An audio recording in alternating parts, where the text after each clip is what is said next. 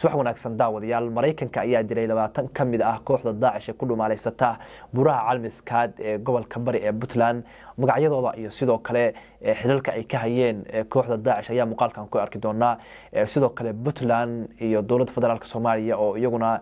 siyaabo kala duwan uga hadlay ayaa muuqaalkan kooban ku arki doonaa balse marka wax ka codsanaya inaan muuqaalkan leeg noo saarto YouTube-kana ku soo birto subscribe dhahdo gambalelkana furto si ay ku soo gaaraan muuqaalada maalinlaha ee halkan ku soo gudbino haddii aan ku bilaabo madaxweynaha Mareykanka ayaa sheegay inuu amar ku siiyay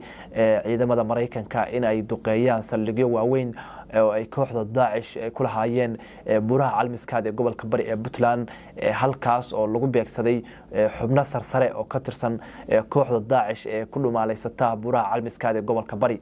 warar dheeraad ayaa sheegaya in weerarkan uu bilaabmay 7 fiidnimo xalay uuna socday ilaa iyo 10kii habeenimo halkaasna lagu dilay xubno ka tirsan kooxda Daesh oo gaaraya ilaa iyo 20 xubnood ciidanka Mareykanka ee Africom ayaa sheegay in ay weerarkaasi ka fuliyeen buraha calmiskaad ee gobolka bari ee Puntland ayna ku beegsadeen goobo muhiim u ahaa iyo saldhigyo muhiim u ahaa kooxda Daesh isla markaasna ay u oolaayeen hub iyo sidoo kale saanad kale oo tiro badan halkaasna ay ku dileen xubno sarsare oo ka tirsanaa kooxda Daesh ee ku dhumaaleysata buraha calmiskaad ee gobolka bari ee Puntland warar dheeraad ah oo ka soo baxaya duqeymihii uu xalay geystay Mareykanku ayaa waxa lagu sheegay in 20 kamid ah kooxda Daesh ee halkaas ku dhumaaleysata weerarka lagu dilay sidoo kale 20ka ayaa la sheegay inay kamid ahaayeen laba xubnood oo muhiim u ahaa kooxda Daesh oo kala ahaa kiimaaniyada u qaabilsanaa iyo sidoo kale taliyihii ciidamada howlgelinta ee dagaalka ay Puntland kula jiraan kooxda Daesh ayaa sidoo kale halkaas lagu dilay xubnahan ayaa la sheegay inay muhiim u ahaayeen kooxda Daesh sidoo kale waxa dhaawac la soo gaarsiiyay sida la sheegay ku xigeenka kooxda Daesh ee Soomaaliya taas oo jab weyn u ah kooxda Daesh xilli ay dagaal adag kula jirto dawladda Puntland oo sheegtay in iyadu ka sifaynayso kooxda Daesh buraha calmiskaad ee gobolka bari ee Puntland ayaa iyadu dhawaan shaaca ka qaaday in uusan ku sugnayn hogaamiyaha Soomaaliya kooxda Daesh buraha calmiskaad balse uu ku sugan yahay ku xigeenkiisii wararka hadda ka soo baxayana duqeymaha waxay sheegayaan in ku xigeenkii kooxda Daesh halkaas lagu dhaawacay balse wali faahfaahin dheeraad ah Mareykanku kama uusan bixin duqeymahan iyo sidoo kale xubnahan uu ku dilayna wali sawiraantoodii iyo sidoo kale xogahoodii ku saabsanaa wali ma uusan faahfaahin kama bixin mana uusan baahin balse waxa la filayaa in saacadaha iyo maalmaha soo socda ay Mareykanku ka hadlo si faahfaahsan uga hadlo isla markaasna ay soo bandhigaan xogtooda iyo sidoo kale waxyaabaha ku saabsan xubnahan ay xalay ku dileen buraha calmiskaad ee gobolka bari ee Puntland oo iyadu muddooyinkii dambe dagaal kula jirtay kooxaha Daesh oo ay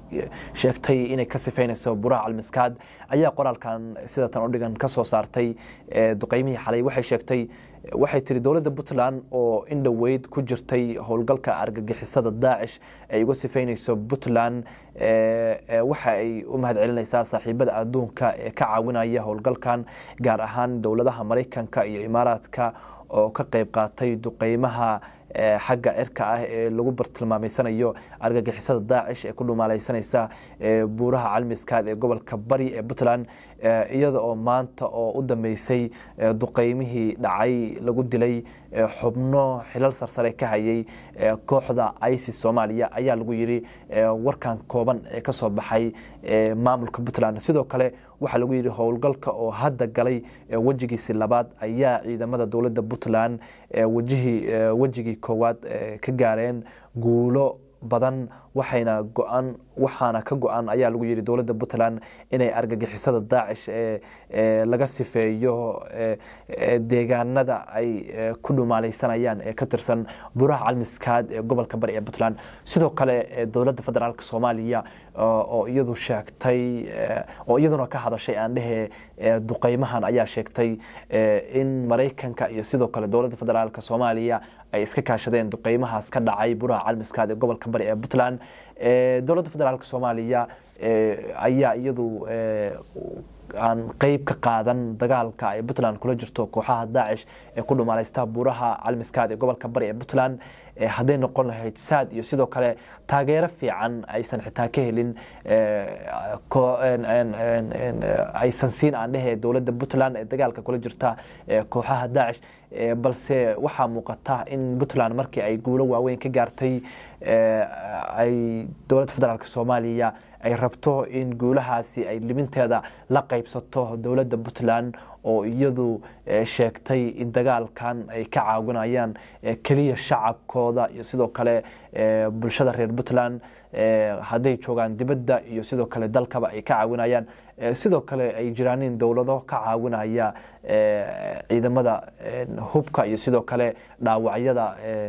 meelaha lagu dhayaayo